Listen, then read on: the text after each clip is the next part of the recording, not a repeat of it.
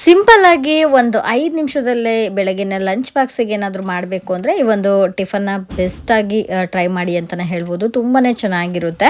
So ನಿಮ್ಗೇನಾದರೂ time ಸಾಕಾಗಿಲ್ಲ ಅಂದರೆ ಈ ಒಂದು ರೆಸಿಪಿನ ಖಂಡಿತ ಟ್ರೈ ಮಾಡಿ. ಹೇಗೆ ಮಾಡೋದು ಅಂತ ನಾನಿಲ್ಲಿ ತೋರಿಸ್ತೀನಿ, ನೋಡ್ಕೊಬನ್ನಿ. Hi hello friends, welcome back to our YouTube channel. ಎಲ್ಲರೂ ಹೇಗಿದ್ದೀರಾ? ಎಲ್ಲರೂ ಚೆನ್ನಾಗಿದ್ದೀರಾ ಅಂದ್ಕೊಂಡು ಇವತ್ತಿನ ಡೈಲಿ ವ್ಲಾಗ್ನ ಶುರು ಮಾಡ್ತಾ ಇದ್ದೀನಿ. ವ್ಲಾಗ್ ಅನ್ನೋದಕ್ಕಿಂತ ಒಂದು ರೆಸಿಪಿ ವಿಡಿಯೋನ ಶೇರ್ ಮಾಡ್ತಾ ಇದ್ದೀನಿ. ಸೊ ಕ್ವಿಕ್ಕಾಗಿ ಮಾಡ್ಕೋಬೋದು. ಟೈಮ್ ಇಲ್ಲ ಅಂದವರು ಬೇಗ ಈ ಒಂದು ರೆಸಿಪಿನ ಮಾಡಿಕೊಂಡು ಮಕ್ಕಳ ಲಂಚ್ ಬಾಕ್ಸಿಗೆಲ್ಲ ರೆಡಿ ಮಾಡಿಕೊಡ್ಬೋದು ಅಂತಲೇ ಹೇಳ್ಬೋದು.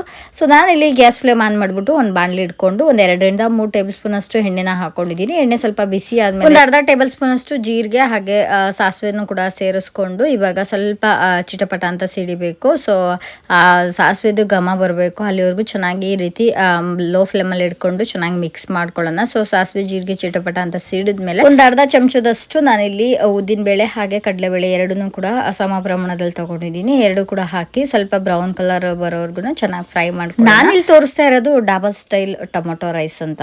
ತುಂಬಾ ಟೇಸ್ಟಿ ಆಗಿರುತ್ತೆ. ಸೊ ನೀವು ಕೂಡ ಇದೇ ರೀತಿನೇ ಟ್ರೈ ಮಾಡಿ, ತುಂಬಾ ಚೆನ್ನಾಗಿ ಬರುತ್ತೆ.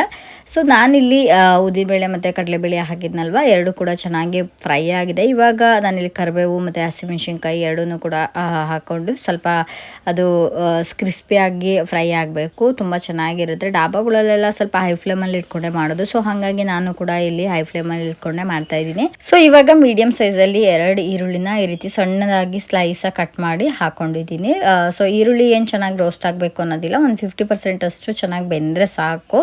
ಸೊ ಇಷ್ಟ ಆಗಿದೆ. ಇವಾಗ ಸಣ್ಣದಾಗಿ ಕಟ್ ಮಾಡಿರುವಂತಹ ಒಂದು 3 ಟೊಮೊಟೊನ ಹಾಕೊತಾ ಇದ್ದೀನಿ. ಸೊ ಹಣ್ಣಾಗಿರೋ ಟೊಮೊಟೊ ತಗೊಳ್ಳಿ, ಆಪಲ್ ಟೊಮೊಟೊ ತಗೋಬೇಡಿ. ಬಟ್ ಇದಕ್ಕೆ ಹುಳಿ ಟೊಮೊಟೊ ಆದರೆ ತುಂಬ ಚೆನ್ನಾಗಿರುತ್ತೆ. ಆ ಹುಳಿ ಫ್ಲೇವರ್ ತುಂಬ ಚೆನ್ನಾಗಿರುತ್ತೆ. ಟೊಮೊಟೊ ರೈಸ್ ಅಂದರೆ ಆ ಟೊಮೊಟೊ ಫ್ಲೇವರ್ ಇದ್ರೇ ಚೆನ್ನಾಗಲ್ವಾ, ಹಾಗಾಗಿ ಸೊ ಟೊಮೊಟೊ ಹಾಕಿದ್ಮೇಲೆ ಒಂಚೂರು ಸಾಫ್ಟಾಗಿ ಬೇಯಬೇಕು. ಇದು ನೀವು ಬೇಕು ಅಂದರೆ ಲಿಡ್ ಕ್ಲೋಸ್ ಮಾಡಿ ಒಂದು 2 ಸೆಕೆಂಡ್ ಬಿಟ್ಟು ಬೇಕಾದ್ರೆ ಲಿಡ್ ಓಪನ್ ಮಾಡ್ಬೋದು. ಇಲ್ಲಾಂದರೆ ನಾರ್ಮಲ್ ಮೀಡಿಯಂ ಫ್ಲೇಮಲ್ಲಿ ಇಟ್ಕೊಂಡು ಒಂದು 2 ಸೆಕೆಂಡ್ ಈ ರೀತಿ ಮಿಕ್ಸ್ ಮಾಡಿಕೊಂಡ್ರೆ ಟೊಮೊಟೊ ಅನ್ನೋದು ಸಾಫ್ಟಾಗಿ ಬೆಂದಿರುತ್ತೆ. ಸೊ ಹಾಗೆ ನಾನಿಲ್ಲಿ ಟೊಮೊಟೊ ರೈಸ್ಗೆ ಇಲ್ಲಿ ಸ್ವಲ್ಪ ಕ್ಯಾಪ್ಸಿಕಮ್ನ ಯೂಸ್ ಮಾಡ್ತಾ ಇದ್ದೀನಿ. ಒಂದು ಅರ್ಧ ಕ್ಯಾಪ್ಸಿಕಮ್ ಈ ರೀತಿ ಸ್ಲೈಸಾಗಿ ಕಟ್ ಮಾಡ್ಕೊಂಡಿದ್ದೀನಿ. ಕ್ಯಾಪ್ಸಿಕಮ್ ತುಂಬ ಚೆನ್ನಾಗಿ ಫ್ಲೇವರ್ ಕೊಡುತ್ತೆ ಟೊಮೊಟೊ ರೈಸ್ಗೆ, ಹಂಗಾಗಿ ಹಾಕ್ತಾ ಇದ್ದೀನಿ. ನೀವು ಬೇಕು ಅಂದರೆ ಹಾಕೊಳ್ಳಿ, ಇಲ್ಲಾಂದರೆ ಸ್ಕಿಪ್ ಕೂಡ ಮಾಡ್ಕೋಬೋದು. ತುಂಬ ಚೆನ್ನಾಗಿರುತ್ತೆ ಹಾಗೆ ಮಾಡಿದ್ರು. ಬಟ್ ಈ ಟೊಮೊಟೊ ರೈಸ್ಗೆ ಕ್ಯಾಪ್ಸಿಕಮ್ ಇದ್ರೇ ತುಂಬ ಟೇಸ್ಟ್ ಕೊಡೋದು. ಹಾಗೆ ಇದನ್ನು ಜಾಸ್ತಿ ಏನು ಫ್ರೈ ಮಾಡ್ಕೊಳ್ಳೋ ಅವಶ್ಯಕತೆ ಇಲ್ಲ, ಒಂಚೂರು ಎಣ್ಣೆಲಿ ಫ್ರೈ ಮಾಡಿಕೊಂಡ್ರೆ ಸಾಕು. ಸೊ ಇದಾದಮೇಲೆ ನಾನಿಲ್ಲಿ ಸ್ವಲ್ಪ ಒಂದು ಅರ್ಧ ಚಿಟಿಕೆಯಷ್ಟು ಅರಶಿನ ಪುಡಿ ಹಾಗೆ ಗರಂ ಮಸಾಲ, 1 ಟೇಬಲ್ ಸ್ಪೂನ್ ಅಷ್ಟು ಧನಿಯಾ ಪುಡಿ ಹಾಗೆ 1 ಟೇಬಲ್ ಸ್ಪೂನ್ ಅಷ್ಟು ಚಿಲ್ಲಿ ಪೌಡರ್ನ ಸೇರಿಸ್ಕೊಂಡಿದ್ದೀನಿ. ಹಾಗೆ ರುಚಿಗೆ ತಕ್ಕಷ್ಟು ಉಪ್ಪನ್ನು ಹಾಕ್ಕೊಂಡು ಚೆನ್ನಾಗಿ ಇದನ್ನು ಮಿಕ್ಸ್ ಮಾಡ್ಕೋಬೇಕು. ಮೀಡಿಯಂ ಫ್ಲೇಮಲ್ಲಿ ಇಟ್ಕೊಳ್ಳಿ, ಹೈ ಫ್ಲೇಮಲ್ಲಿ ಇಟ್ಕೊಂಡ್ರೆ ಈ ಮಸಾಲ ಎಲ್ಲ ಸೀದೋಗ್ಬಿಡುತ್ತೆ. ಸೊ ಈ ರೀತಿ ಚೆನ್ನಾಗಿ ಮಿಕ್ಸ್ ಮಾಡ್ಕೋಬೇಕು ಲೋ ಫ್ಲೇಮಲ್ಲೇ ಇಟ್ಕೊಂಡು. ಸೊ ಇವಾಗ ನಾನು ಒಂದು 2 ಸೆಕೆಂಡು ಲಿಡ್ನ ಕ್ಲೋಸ್ ಮಾಡಿ ಅದಾದಮೇಲೆ ನಾನು ಲಿಡ್ ಓಪನ್ ಮಾಡ್ಕೋತೀನಿ. ಸೊ ಇವಾಗ ಏನು ನೋಡ್ತಾ ಇದ್ದೀರಾ, ಆ ಸೈಡೆಲ್ಲ ಎಣ್ಣೆ ಬಿಡೋದಕ್ಕೆ ಸ್ಟಾರ್ಟ್ ಆಗಿರುತ್ತೆ. ಇದಕ್ಕೆ ನೀರೇನು ಹಾಕೋ ಅವಶ್ಯಕತೆನೂ ಇಲ್ಲ, ಹಾಗೆ ಎಣ್ಣೆನೂ ಕೂಡ ಜಾಸ್ತಿ ಬೇಕು ಅಂತ ಅನ್ಸೋದು ಇಲ್ಲ.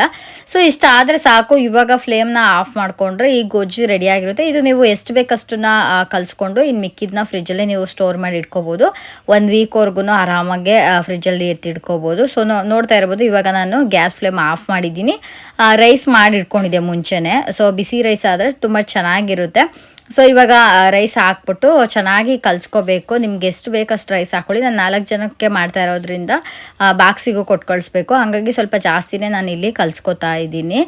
ಸೊ ನೋಡ್ತಾ ಇದ್ದೀರಲ್ಲ, ನಾನು ಇಷ್ಟು ರೈಸ್ ಹಾಕ್ಕೊಂಡಿದ್ದೀನಿ. ಇವಾಗ ಚೆನ್ನಾಗಿ ಮಿಕ್ಸ್ ಮಾಡ್ಕೋಬೇಕು. ನಿಧಾನವಾಗಿ ಮಿಕ್ಸ್ ಮಾಡಿಕೊಂಡ್ರೆ ಎಲ್ಲ ಈಕ್ವಲ್ ಆಗಿ ಈ ಗೊಜ್ಜು ಎಲ್ಲ ಕಡೆ ಸ್ಪ್ರೆಡ್ ಆಗುತ್ತೆ. ಸೊ ನೋಡ್ತಾ ಇದ್ದೀರಲ್ವಾ, ಫೈನಲಿ ಈ ರೀತಿ ಕಾಣಿಸ್ತಾ ಇದೆ.